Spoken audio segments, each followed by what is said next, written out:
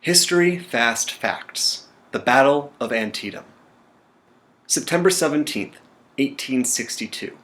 Confederate General Robert E. Lee leads an army 47,000 strong in a long-awaited invasion of Union territory by marching into Maryland. Between him and the rest of the North is Union General George McClellan and his 87,000 soldiers. For a long time, Northerners had been terrified that Lee would invade the North. And when he finally did, they knew that whatever conflict or battle would result from it would be vital for the war as a whole. The New York Herald printed saying, "If we lose it, we may lose everything." By the end of the Battle of Antietam, there would be 23,000 casualties, making it the single bloodiest day in all of American history.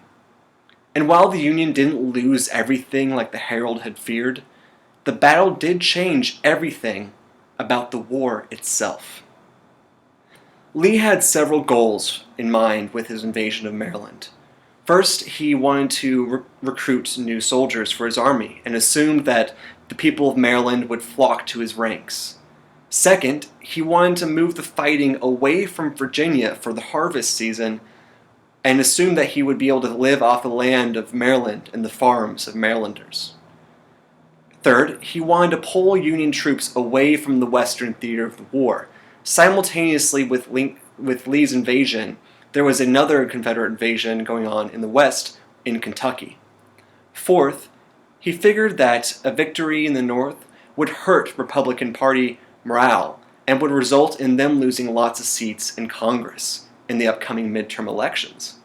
And finally, he hoped that with a victory, the Confederacy would finally gain recognition by European powers.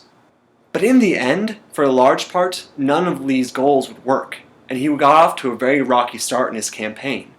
First, a Union garrison at Harper's Ferry was proving to be really pesky, as the soldiers wouldn't surrender to Lee's upcoming army. So Lee had to divide his army and send Jackson's soldiers to deal with Harper's Ferry because otherwise his communications and his supplies would largely be cut off.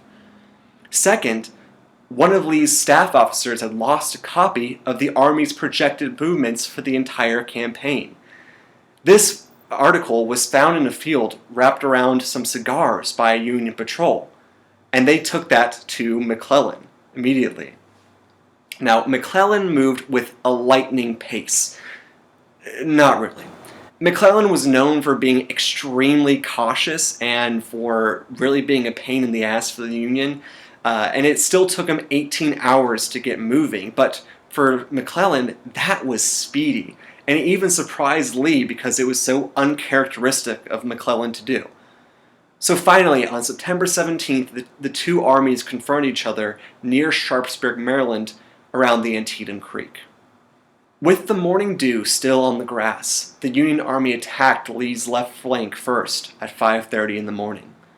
The fighting took place across the day and over expansive fields and pastures, leading to some of the most iconic fights of the entire war. The cornfield, Burnside's Bridge, and the Sunken Road will all be familiar to anyone who is really kind of knowledgeable in the Civil War. You might just remember it from your textbooks. There was a problem, though, with the Union's attack, in that it was happening bit by bit in a real piecemeal fashion, rather than being as a single, overwhelming force. This meant that Lee could move his troops around to different areas of the battle, and really take away McClellan's numerical advantage. Now, had McClellan's plans actually worked and not gotten really lost in the chaos of the battle, Lee's army likely would have been destroyed right then and there. But by the end of the day, Jackson and Hill's men would arrive to reinforce the Confederates, and the battle would end in a draw. The next day, the Confederates retreated from Maryland to not invade the North again until the Gettysburg Campaign. Although he still had the advantage, McClellan didn't pursue the wounded army, and this would eventually result in him being fired. In the end, only one of Lee's goals really worked, and that was that Republicans took a beating in Congress and lost a lot of seats. But Antietam also had a chillingly emotional and psychological effect for many Northerners. Within a day, Matthew Brady sent a team to photograph the stiff, bloated corpses of the men and animals that still littered the battlefield. He opened up a gallery in New York City titled The Dead of Antietam, and the images on the walls were a far cry from the romantic and heroic images that Northerners and Southerners alike were used to from propaganda. Neither the pages of casualty lists in the newspapers nor the letters written home by the soldiers themselves could really capture and convey the horrors of the war quite like Brady's black and white static images. But something even more important happened as a result of Antietam. Since July, Lincoln had been planning to introduce the abolition of slavery as the primary war aim of the Union. He'd been holding off for a victory so that when he issued it, it wouldn't seem like a last-ditch, desperate move. And for him, Antietam was, well, good enough. And soon after, he issued the Emancipation Proclamation.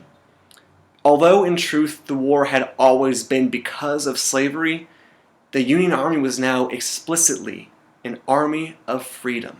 Historian James McPherson calls Antietam the event of the war, and I tend to agree with him.